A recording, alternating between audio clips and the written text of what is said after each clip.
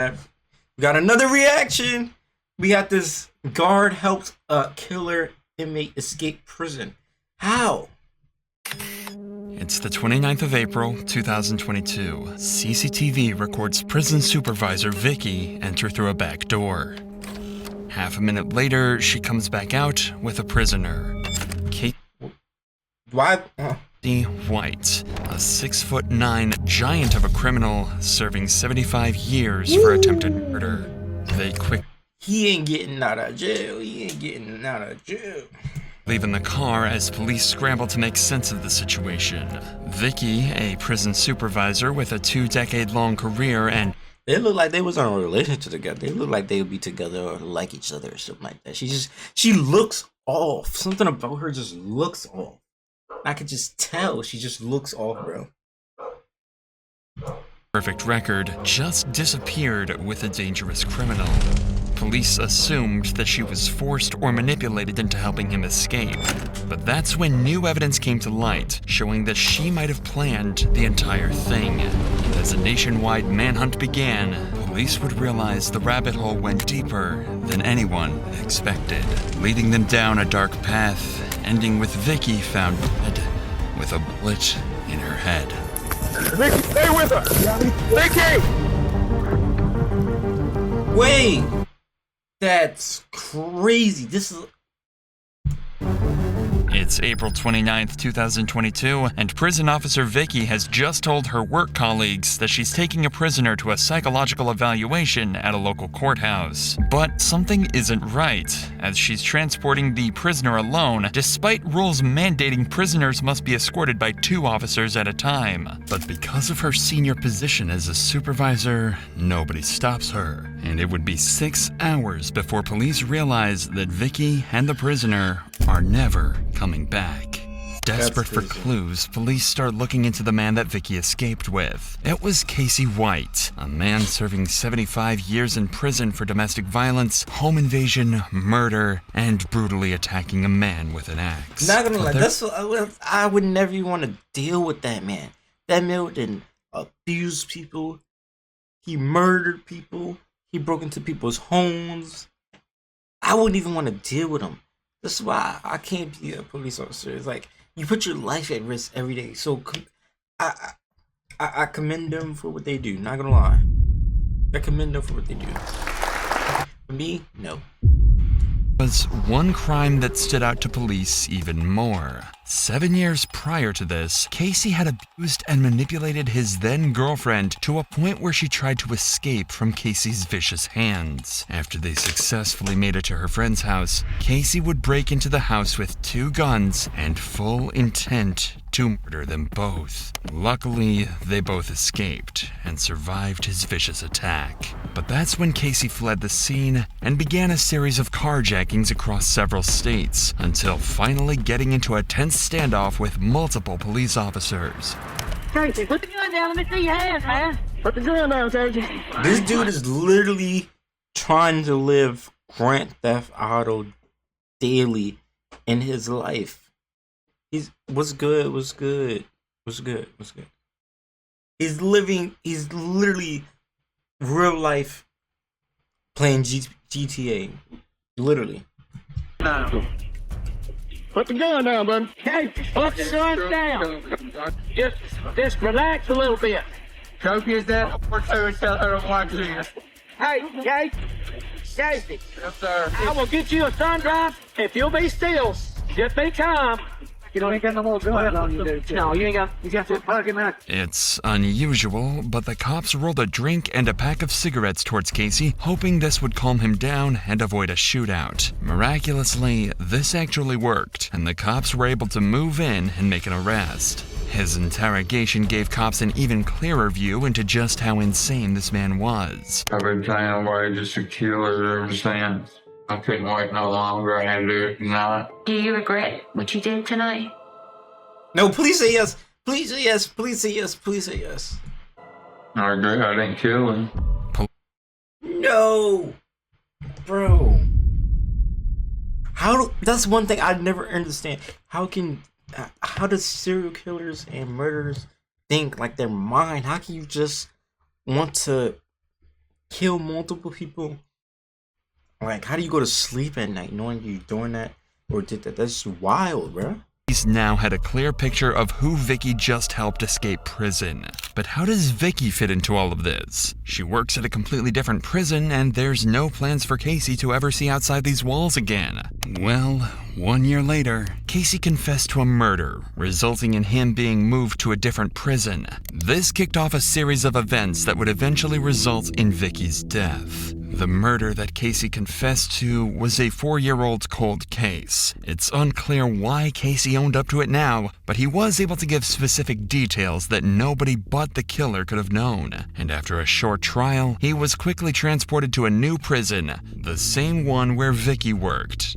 Vicky is 56 and has been divorced for several years and put her heart and soul into her job. She was a model employee and popular among her colleagues, but her life had become boring and lonely. She wanted a change. And when Casey showed up, that's exactly what she got. They slowly began to talk more and developed a connection. They bonded over their shared last name and began to think that they were destined to be together. She started coming in on her days off and was noticeably happier. Despite having a great life on paper, Vicky the police officer is getting attracted to the criminal, the killer? I wouldn't even want to be in a relationship with a killer or a murderer.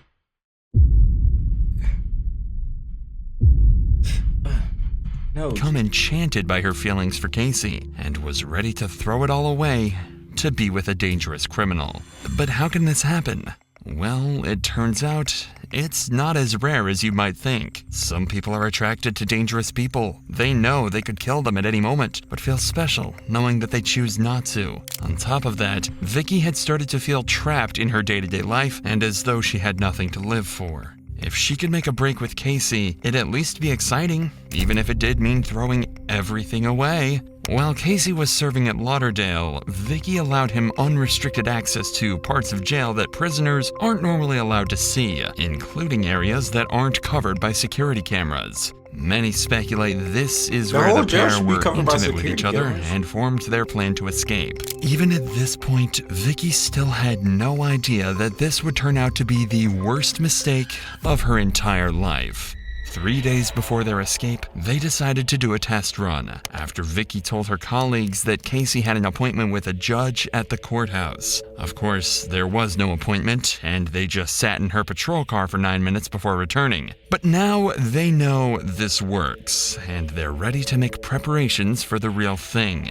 2 days before their escape, they're spotted on camera passing notes. It's thought that this was them discussing the final part of their escape plan, but by the time this footage was discovered, it was already too late. By April 29th, 2022, everything was in place, and they're ready to make their escape.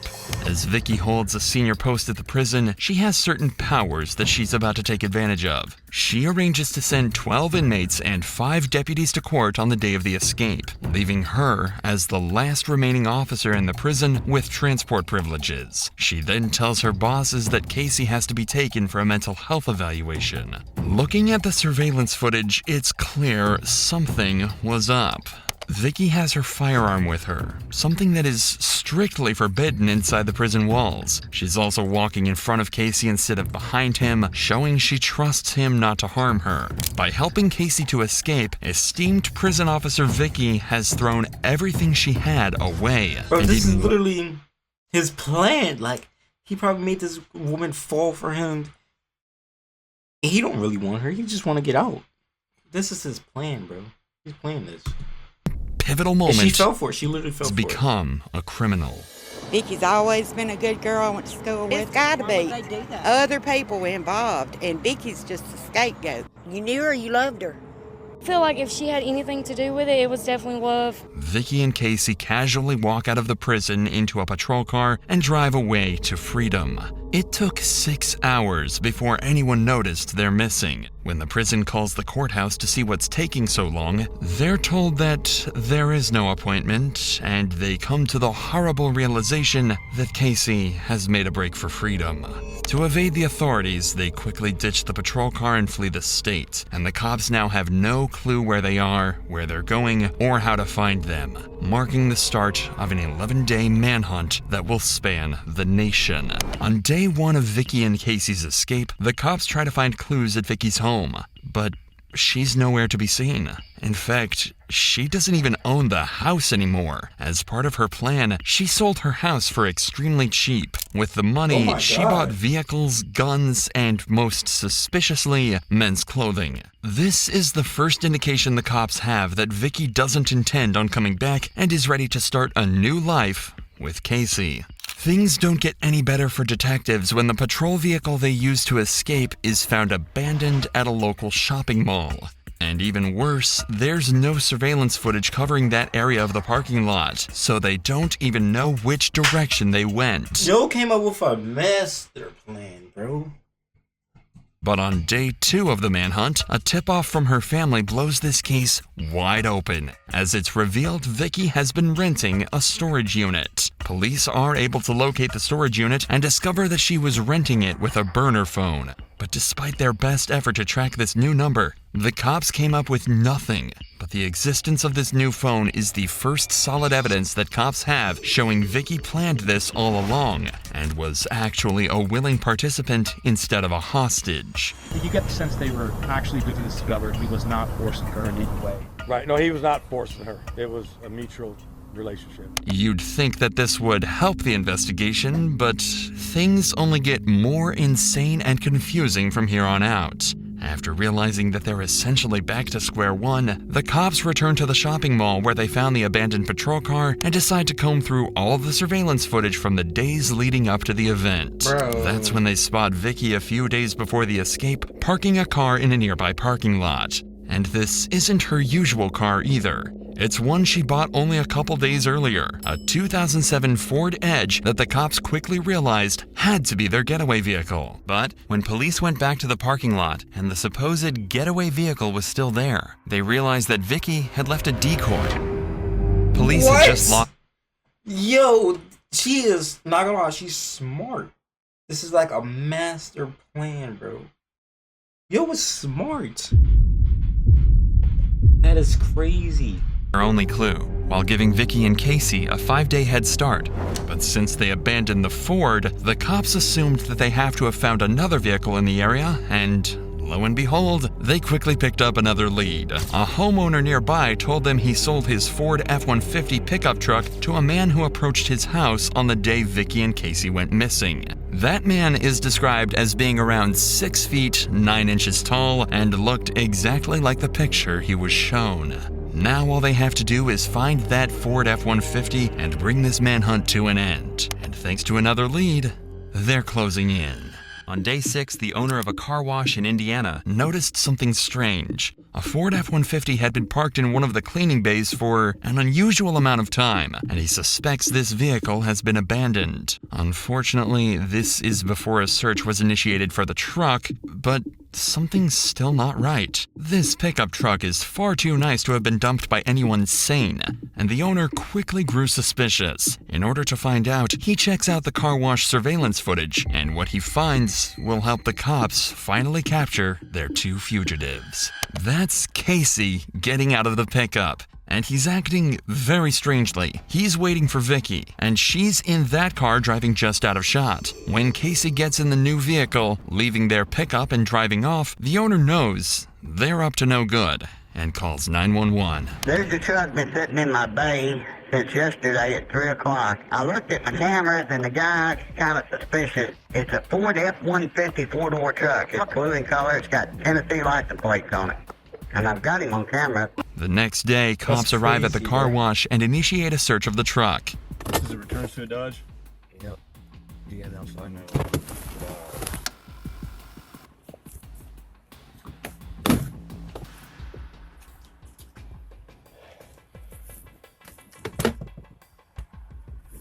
With nothing to go off of, the cops quickly leave the scene and the pickup is towed away. It takes 4 days for this vital lead to get back to detectives, but when it does, they drop everything and head straight to Evansville on day 10 of the hunt. They're due to arrive at the car wash at 9 a.m., but fail to show up on time, frustrating the car wash owner so much that he takes matters into his own hands and calls the local press. So then, 9:30, they're not here. So I get on the phone to Fox News. I said, y'all want a story? Yeah, we like a story. I said, I got one. So they need to arrest that dude right there because he's tampering with evidence at this point. Now it's going to get to the news. Now it's on the news, and now they're going to be notified that they're...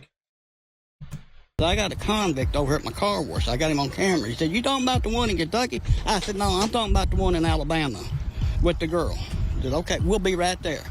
They showed up. They got there 10 minutes before the marshals. U.S. Marshals arrive during the media frenzy, and when they take a look at the surveillance footage, they realize they've found the car Vicky and Casey could still be driving, a Cadillac, and one that Vicky and Casey think is completely unknown to the cops. It seems like their days on the run are numbered, but even with the leads they have, they come up with nothing, and the cops are starting to realize their fugitives could be anywhere in the country. But as it turns out, they're closer to home than anyone thinks. Back in Evansville on day 11, a cop is on his way home from a long shift when he sees a familiar-looking vehicle parked outside a Motel 41. It looks like the same Cadillac from the car wash, and he hastily takes down the license plate. The problem is, the license plate of the Cadillac seen at the car wash was never seen, so they have no way of knowing if it's the same vehicle. But they do have the license plate of the recovered F-150, so grasping at straws, they decide to run that through their license plate reader, and when they do, they strike gold. Several traffic cameras have picked up the F-150, and following it in nearly every shot is a Cadillac. A Cadillac whose license plate perfectly matched the one at Motel 41 right in front of them. Finally, by sheer luck, the cops have found their fugitives. All they have to do now is bring them in. First, deputy marshals find strategic positions around the motel. They're all in plain clothes and unmarked vehicles, hoping to be as covert as possible. But while the cops surround them, Vicky and Casey are in room 150 watching the TV in horror right as the discovery of the Ford F-150 hits the news. The plan was to bring Vicky and Casey in quietly, but before they get a chance to put their plan into action, Vicky walks out of the hotel room and throws a bag into the Cadillac. She's followed by Casey, and even though they're in disguise, there's no mistaking Casey White's massive frame. Casey gets behind the wheel, and the Cadillac takes off. The cops' plan has been completely foiled once again, but they've got a backup. They're going to follow them and try to box them in to avoid a confrontation, but before they get a chance, they realize they've been spotted. Casey turns onto US Highway 41 and hits the accelerator, taking the cops on a chase across traffic and through parking lots until he manages to make a break for freedom by driving straight through an open field. At around the same time, police dispatch receives a call from none other than Vicky herself, and it gives you an idea of how terrifying this chase really is. God. Airbags are going on. Let's get out. Run. A police vehicle forces Casey to drive straight into a ditch, and this pursuit is brought to a sudden halt. But it's far from over, as cops know the pair are armed and could open fire at any point in some kind of Bonnie and Clyde inspired shootout. Crash out. Dang, crash out. They got caught.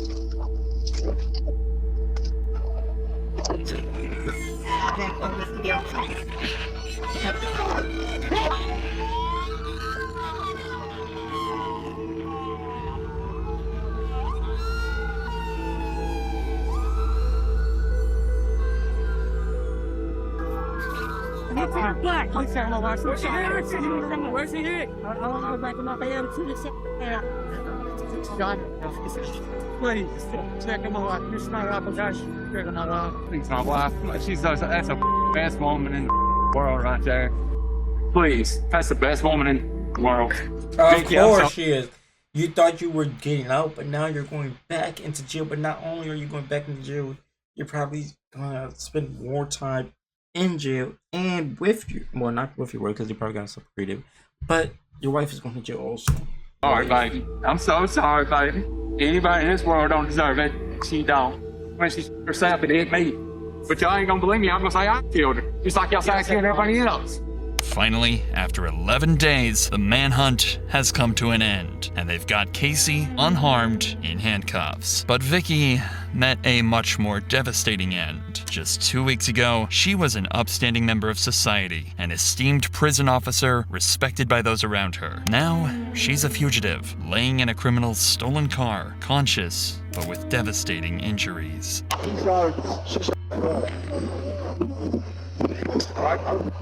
David, she graduated anything? No, she's good. She's still got it in her hand. Yes, she's got a gun in her hand. There's medic right here, medic. Gun in her hand. Get back. It's still in her hand? Yes. Yeah, it's in her hand. Still breathing. I gotta break this sucker up here. Can you go in? Well, I think we can reach in and get the gun. That'd probably be easier in the windshield. Oh, see if it'll open. Good idea. You got cover? Yeah. It's opening. It's opening. You got me? Yep. I'm gonna go for the gun first. All right, pull me out. All right, I got it. She's been shot in the head, and Casey claims she took her own life. When cops get a better look, they find her finger is still on the trigger of the gun. Later that day, Vicky was pronounced dead in a nearby hospital. We'll never really know what the two had planned for their life together after their escape. Whether they wanted to go off the grid and settle down, or live the rest of their lives on the run. Well, it turns out, Casey never planned to keep Vicky around at all. He described her as a liability, and someone that didn't have the mind for this sort of thing. It's likely that she would have been ditched shortly after this point, or killed by Casey anyway, as he was found guilty of first-degree prison escape and sentenced to life behind bars. He's definitely never getting on that. And now you're gonna be watching him like crazy, bro. 98 years old before he gets a chance at parole. So this terror of a man will likely be off the streets until the day he dies. Bro, that's crazy, yo. That is crazy, bro. Bro is not seeing the day of light ever again. He's not going out for a recess. He's not going out for a recess. He's not going out for a little basketball. He's done, shorty. And then his whole wife that he never wanted and just was using to get out of prison is dead, bro. That's crazy. But chat, that's a crazy one, bro.